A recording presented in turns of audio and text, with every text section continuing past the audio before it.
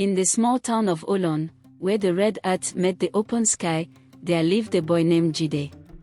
Jide was known for his kind heart and the gentle way he spoke to everyone, despite the hardships he faced. His mother, Mama Jide, was the only family he had left, and they lived in a small, dilapidated hut on the edge of the village. Each day, Jide would work odd jobs in the fields and at the market, hoping to earn enough to feed himself and his mother. But no matter how hard he worked, poverty clung to them like a shadow that would not let go. Mama Jide was a strong woman, but the years had worn her down. She coughed more frequently, and her once bright eyes grew duller by the day. Jide noticed the changes and worried, but every time he tried to save money for medicine, something would happen. A storm would ruin the crops, or thieves would steal what little they had. Still, Jide held on to hope, whispering prayers into the night for a miracle.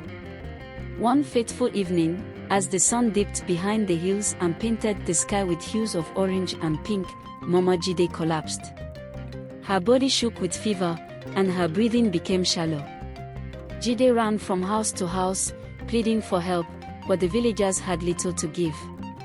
He held his mother's hand and watched helplessly as she faded away, the life leaving her eyes like a candle blown out by the wind. Jide's world shattered. He buried his mother under an old baobab tree, the leaves rustling like whispers of forgotten dreams. Days turned into nights, and Jide wandered the village in a daze. He felt hollow, an empty shell of the boy he once was, the weight of his failure pressing down on him. Desperation led him to Baba Tond, the village elder. "Baba, please," Jide begged, his voice barely a whisper, "I need to find a way to make money. I can't go on like this." Baba Tond shook his head sadly. "Money comes with the wind and goes like the dust, Jide. You must be careful what you wish for." But Jide was beyond caution. His sorrow had turned into a burning need to change his fate, to escape the cruel grasp of poverty. It was then he heard the villagers whispering about a witch doctor in a neighboring town, a woman who could grant wishes, for a price. Jide made his way to the dark, eerie hut at the edge of the neighboring village. The air was thick with the scent of burning herbs, and strange symbols were carved into the door. As he knocked, the door creaked open, revealing an old woman with piercing eyes that seemed to see right through him. "You seek wealth," she said, her voice as sharp as broken glass. "But are you willing to pay the price?" "I'll do anything," Jide replied, his voice trembling but resolute. The witch doctor studied him for a long moment before speaking. "To have what you seek, you must give up something sacred. You must do the unthinkable, lie with the dead." Jide recoiled in horror. "I can't. I won't." "The choice is yours," the woman said, unmoved. "But remember, the path to fortune is paved with sacrifices." Jide ran from the hut, his heart pounding in his chest. How could she ask such a thing? Yet, the words echoed in his mind, haunting him like a curse. He confided in his friends, hoping they would talk him out of it. But instead, they urged him on. "Jide, you have nothing to lose," one said. "Your mother is gone.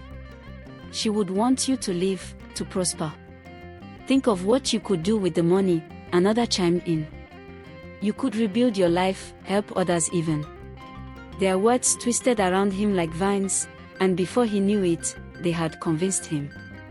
That night, Jide and his friends made their way to the cemetery, their lanterns casting long, eerie shadows over the tombstones. They reached his mother's grave, and Jide's hands shook as he uncovered the freshly turned earth. "I'm sorry, Mama," he whispered, tears streaming down his face. His friends stood at a distance, their faces pale and eyes wide with fear and anticipation. Jide did the unthinkable. He felt the chill of death seep into his bones, and in that moment, he knew he had crossed a line that could never be uncrossed. When it was over, he collapsed on the ground, his soul shattered. The witch doctor's words came true. Overnight, Jide's fortunes changed. Gold coins appeared in his home, and he became the wealthiest man in Olon. But wealth came with a curse. Jide could not find peace.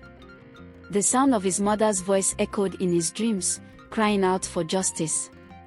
The villagers turned on him, whispering of his deeds, and he became an outcast, feared and shunned. One night, Jide could take it no longer. He returned to the witch doctor, demanding to undo what he had done. She looked at him with pity. "Once a price is paid, it cannot be returned," she said. "But you can seek forgiveness." "How?" Jide cried, desperate.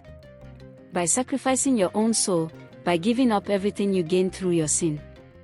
Jide agreed, for he knew he could not live with the guilt. He gave away all his riches, helping the poor and rebuilding his village. He spent his days in penance, seeking forgiveness from the spirits of the land. The people began to see his change of heart, and slowly, they accepted him back. One day, as Jide sat by the baobab tree, he felt a gentle breeze, and he heard his mother's voice, soft and loving, like it had been in life. "My son," she said, "you have paid the price, and you have found your way back. Be at peace." Tears filled Jide's eyes, but this time they were not of sorrow, but of relief. He knew that forgiveness had been granted, and though he could never undo the past, he could live a life that honored his mother's memory. From that day on, Jide became known as the man who lost everything to find himself, and he spent his life helping others, teaching them that true wealth came not from gold, but from love, sacrifice, and redemption.